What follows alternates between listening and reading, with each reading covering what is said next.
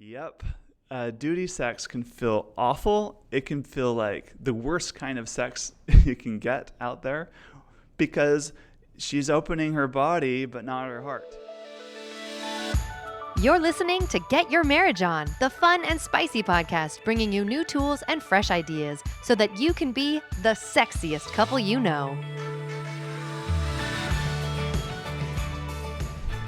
Everyone, welcome to this special episode of Get Your Marriage On. This is episode 41, Why All I Get Is Duty Sex.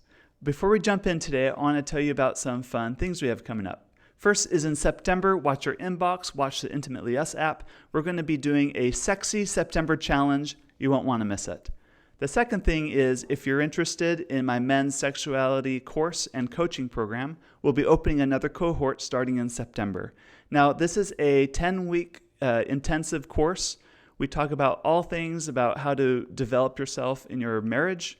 This is really intended for husbands who are in otherwise happy marriages but wish things were a little bit better in the intimacy department. And it's also a coaching program too, where we help you implement solid concepts every week. We meet over Zoom to help you really level up your marriage. Now, let's get into today's topic, which is near and dear to my heart. So I love interacting with you. I love interacting with you on Instagram and Facebook and email. And I had a really dear friend send me this message.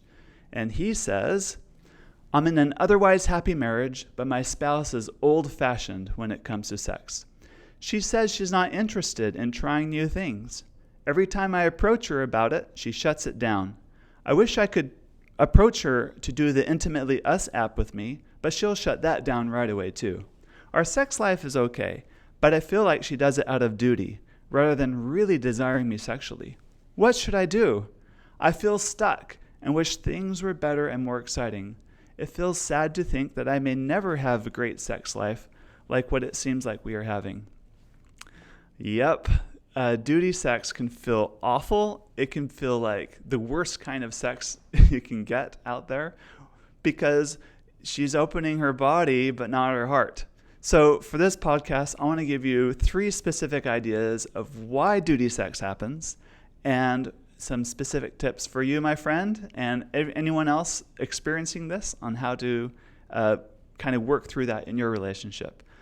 Just a little note, I'm going to use the stereotypical terms here, or stereotypical scenario where the husband is the higher desire spouse and the wife is a lower desire spouse, where the husband feels like he's only getting duty sex from his wife.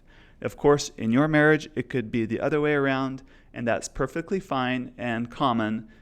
And the same principles apply. All right. First, I want to talk about what duty sex is real quick and what it's not. 3 reasons why duty sex happens, and then specific tips on what you can do to get through it. First, what is duty sex? Probably doesn't need to be said too much, but duty sex is when you feel like the sex you're getting is really out of duty. She's doing it to placate you. She just wants you off your back for 3 days so she can have 3 days of freedom before you start asking for sex again. She gives in. You know that it's not really a matter of the heart. She doesn't want to it's the heart that's missing. Her body might be present, but you feel like she's really not engaging it because she enjoys it. In the end, we all want to feel desired. We want to be desired sexually. It's not, we want to be wanted. So it's this lack of feeling wanted that really gnaws at our soul and gets at us. And so we think that she's just doing it out of duty. The telltale sign to know if you have a relationship where you're having duty sex is resentment. Resentment is like the canary in the coal mine. It's an alarm. Something wrong is happening. So when you feel resentful, you can pay attention to that. And now this resentment goes both ways in a relationship where duty sex seems to be the norm. She's resentful because she keeps doing this sex not because she really wants to, but she feels obligated to. And so it kind of adds up like, you owe me. You owe me back. I'm a martyr here. I'm the one, going out of my way, stooping to doing something only for you. Now you owe me something for that. That's like that resentful feeling. And he feels resentful too because he wishes she desired him. He wishes she wanted sex for her sake, for her own pleasure, that she saw the value in engaging sexually for her own sake. So anyway, this resentment kind of builds up, and the couple starts to collude, which means they're kind of in this downward spiral pattern. So he nags, she gives in, gives him duty sex, but by his participation and accepting that duty sex, he's essentially saying, I am so desperate for sex that I'll settle for crumbs. And when she sees him settling for crumbs, it is totally not sexy. It's a huge turnoff because it's like not self-respecting, which, by the way, impacts her desire. Of course she doesn't desire him when he's so needy all the time that she feels like she has to take care of him through sex. Anyway, this pattern can continue for months, years, or even decades in some marriages, and can really hurt the marriage. So let's also talk about what duty sex is not. Duty sex, just because you don't want to have sex and you engage anyway, doesn't necessarily mean it's out of duty. It's always a matter of the heart. For instance, there are times when you don't feel like having sex, your spouse asks for it, so you full-heartedly choose to engage anyway, knowing that maybe if you can get your mind going in that direction, your body will catch up later. And it usually does. And so that's totally not duty sex. Or scheduling sex, or having sex as a special way to celebrate something, or as a gift, or as to say, I'm sorry, or sex just because you want to feel a little bit of pleasure and have a little bit of fun. Those are all great reasons to have sex. And even if you don't feel like engaging it in the first place and you still go at it, it doesn't necessarily mean duty sex. Because in the end, like I said, it's a matter of the heart. Is your heart in it? Are you wholeheartedly choosing to engage? Now that we've talked about duty sex is and what it's not, let's talk about why marriages like my friend's marriage often falls into this pattern of duty sex. I'm going to offer 3 reasons why, and there are 3 F words. First is freedom, second is frames, and the third one is fear. So first, let's talk about freedom.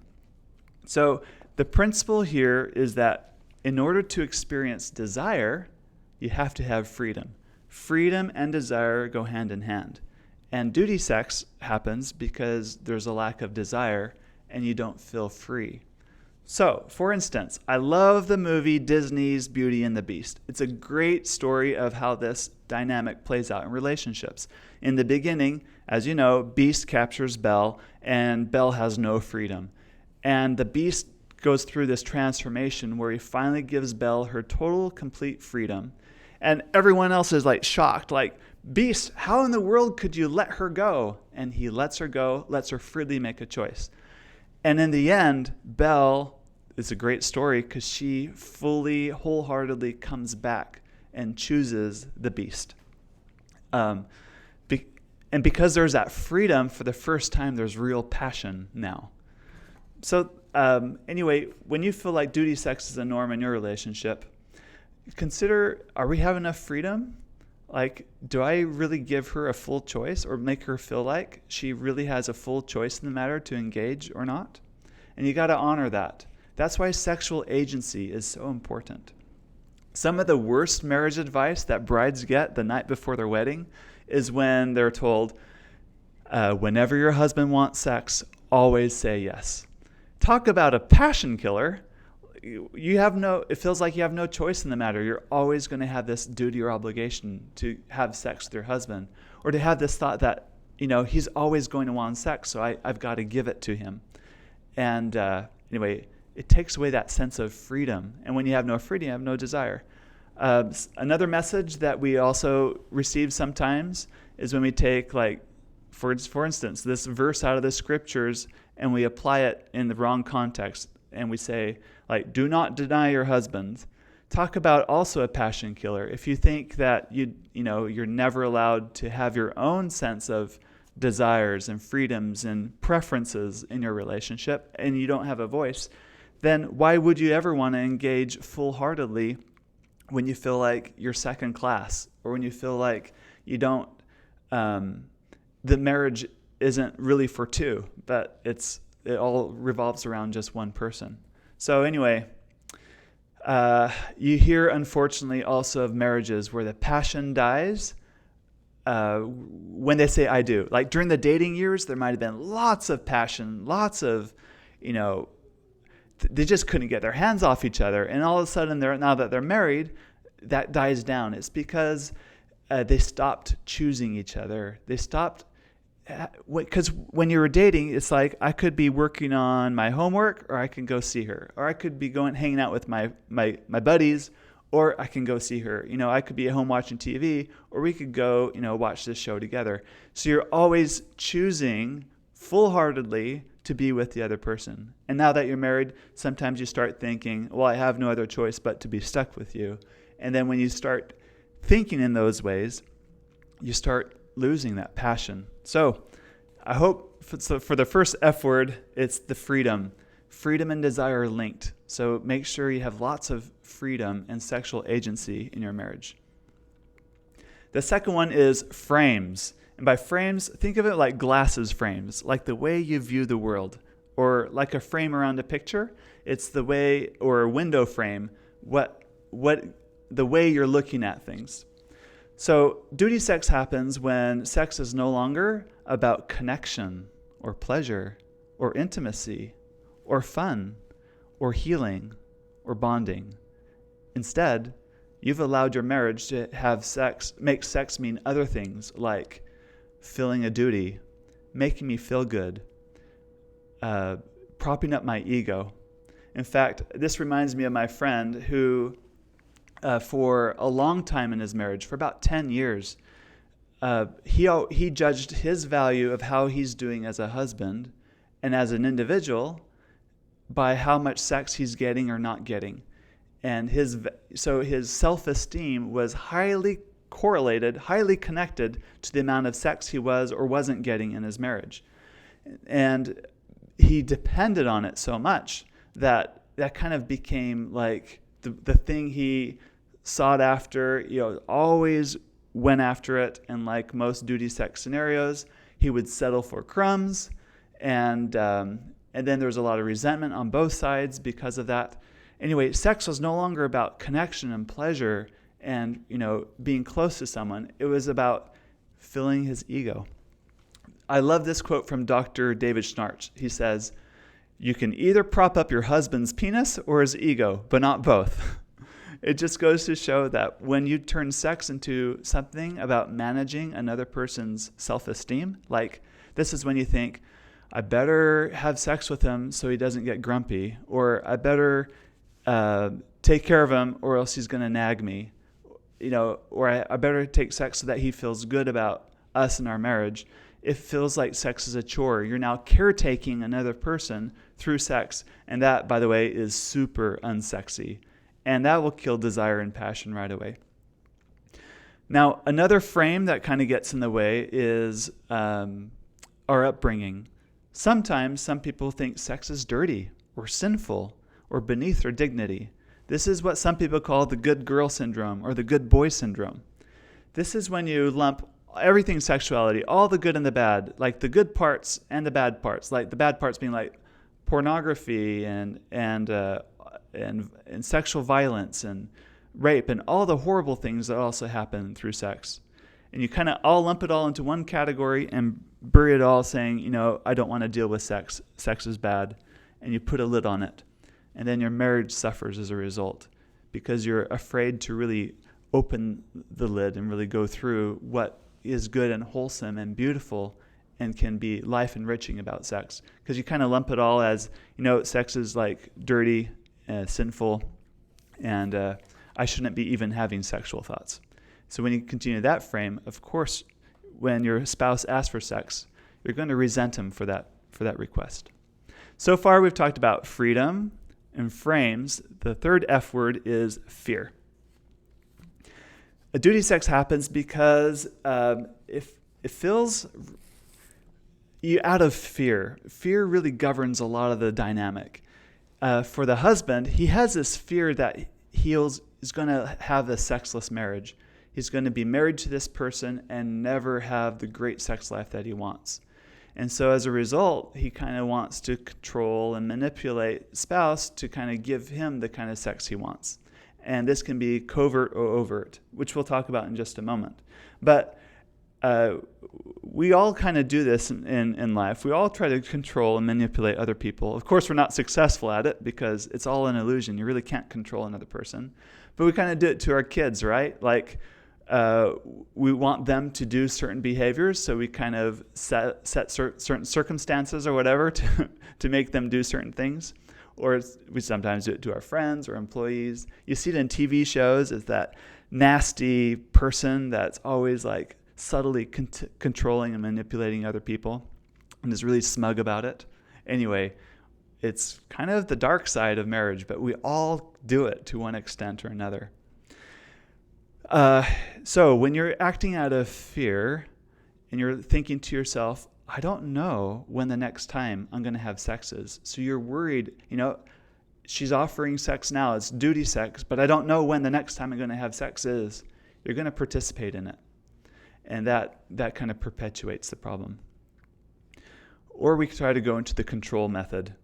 And one of the common ways I see it is called the nice guy. And I say that in air quotes, the nice guy syndrome, where this is also a form of control. This is where a guy might read somewhere that says, if you give your wife a back massage, you take care of dinner, you do all the dishes, you help the kids with their homework, put them to bed, and meanwhile drawing a bath for your wife and just letting her have this relaxing, luxurious evening to herself, she's going to be so turned on by all this chore play that she can't hold back her burning sexual desire for you when you finally come to bed.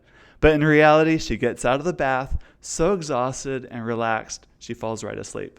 And he's there laying in bed, staring at the ceiling like, how come she doesn't want me sexually? And all along, he did all of these things for her, not wholeheartedly because he wants to, give to her, but because he was expecting sex in return. It was a form of control and manipulation. It was very covert, but we kind of do this all the time. So if that's you, watch out for that. You're trying to control and manipulate your spouse, which takes away freedom, which impacts desire. And it's usually out of fear that we do these things. Whenever we pout, get grumpy, or withdraw emotionally from the relationship, or try to punish the other person by not speaking to them or being really gruff with them, that is also a form of control and manipulating. You're trying to get the other person sorry for them not doing what you wanted them to do. And of course, you're not going to have passion. Who wants to make love with a person that's making them feel punished for the way they're behaving all the time? Anyway, the bottom line is this. He's afraid of being stuck in a sexless marriage, and she's afraid to give up control or to take the lid off and have, confront her own limitations or his own limitations too. So there we have it. We've talked about what duty sex is and not. We've talked about 3 reasons why it happens: fear, frames, and freedom. So let's give some specific, I've got a few tips of what to do if this is you in your marriage and how to help with this. All right, my first tip, my friend, is to say no to duty sex. So next time you feel like duty sex is offered, say no, graciously and with great tact, with all the love you can muster. What you're really saying is you're not rejecting her, you're just rejecting the type of sex that's being offered. And what you're doing is you're advocating for something that's better for both of you. A sex that's going to be fulfilling for both, one that she's not going to be resentful for giving.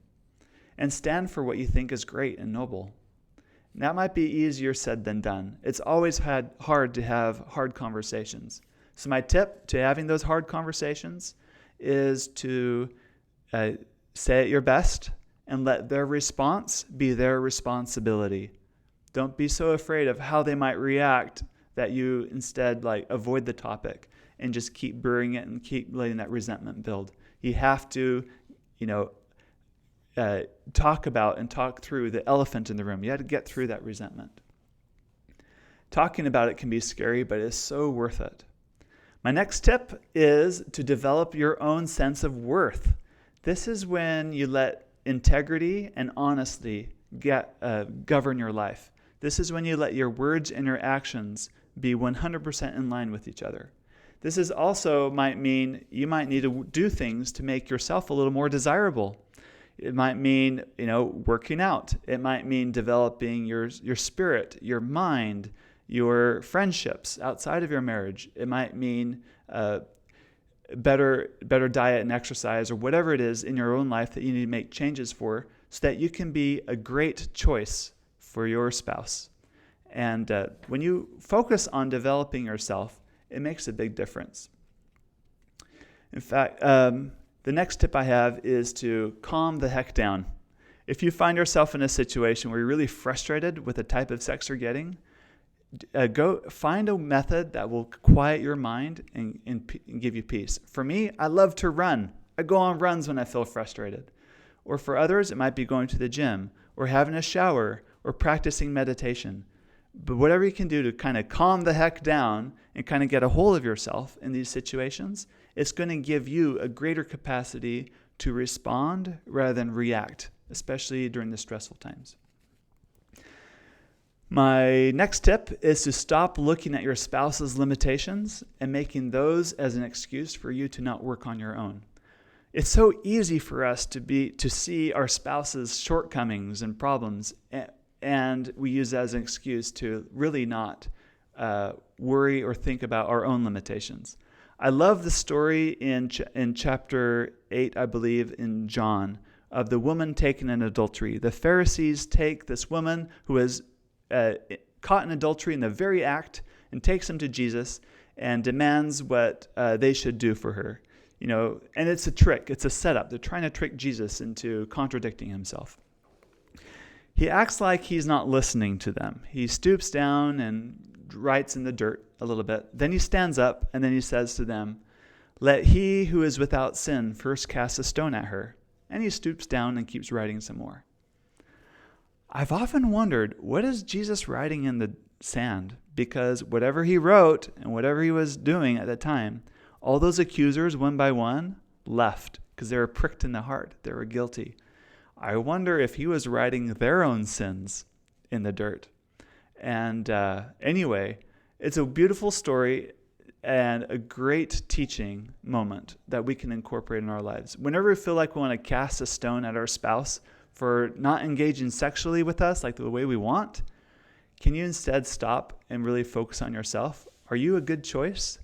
Are you really growing and developing? Focus on yourself first instead of your spouse's limitations. My last tip is to choose faith over fear. We often have so much fear of losing stuff that we have no control over. So have the wisdom to recognize what you don't have control over and do that.